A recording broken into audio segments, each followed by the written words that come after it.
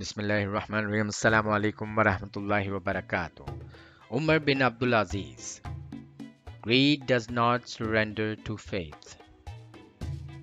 Umar ibn Abdul Aziz became known as a rightly guided caliph of the Islamic nation because of his similarity to the rightly guided caliphs.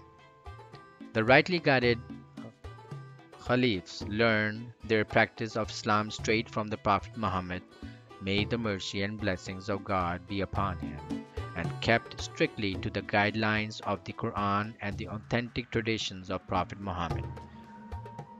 However, after their death, the caliphate became a dynasty, and a more lax approach was taken to implement certain commandments.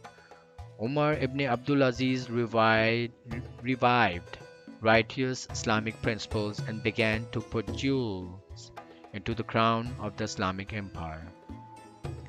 One of his first acts was to replace corrupt and tyrannical Umayyad administrators with honest and just people, and another was to restore the rightful owners their properties that were confiscated from them.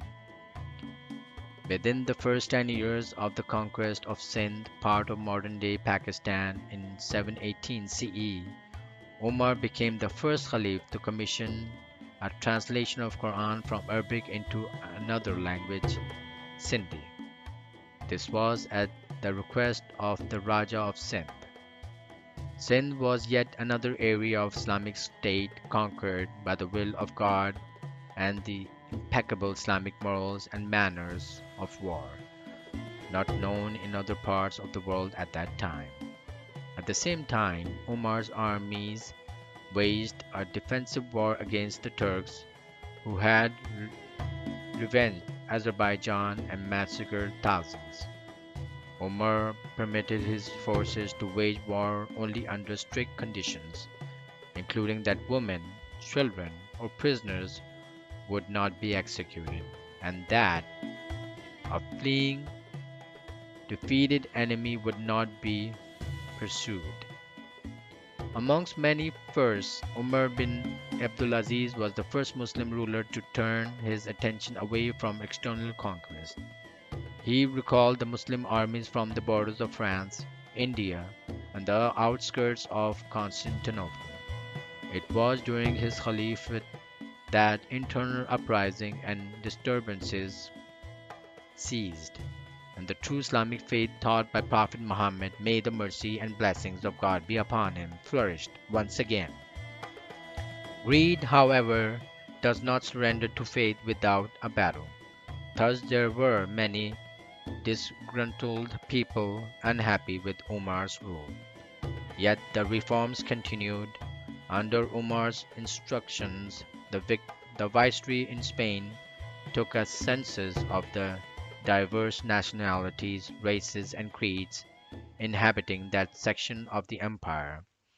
A survey of the entire peninsula, including cities, rivers, seas, and mountains, was made. The nature of the soil and varieties of mineral sources and agriculture produce was carefully counted and recorded. Bridges in southern Spain were constructed and repaired, and a large mosque was built at Saragossa in northern Spain. In the time between the rightly guided caliph and Umar ibn Abdul Aziz, the public treasury was freely used for private purposes by the Umayyad caliphs. Umar immediately put a stop to this practice, but at the same time made himself a number of dangerous enemies. Nevertheless, he continued to institute reforms and revival that caused the poor weak, and righteous Muslims to feel strong and protected as they once had under the early caliphs. One of the most important measures was his reform of taxation. Umar ibn Abdul Aziz, following in the footsteps of his beloved Prophet Muhammad, was kind and just towards non-Muslims. Christians, Jews, Zoroastrians were were allowed to retain their churches, synagogues, and temples. In Damascus, where the basilica of John the Baptist had been turned into a mosque, Omar ordered it to return to the Christian church. Omar's administration of the empire was impartially just and went directly against the interests of the Umayyad dynasty, of which Omar was a distant member but far from the line of succession. The influential Umayyad could not tolerate their loss of power, prestige, and finances. Omar's reform was too much for them to tolerate. A slave was bribed to administer a deadly poison.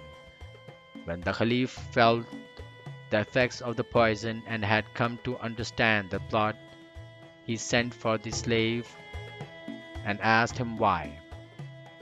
The slave replied that he was given 1,000 dinars, so Umar then deposited that exact amount into the public treasury and freed the slave.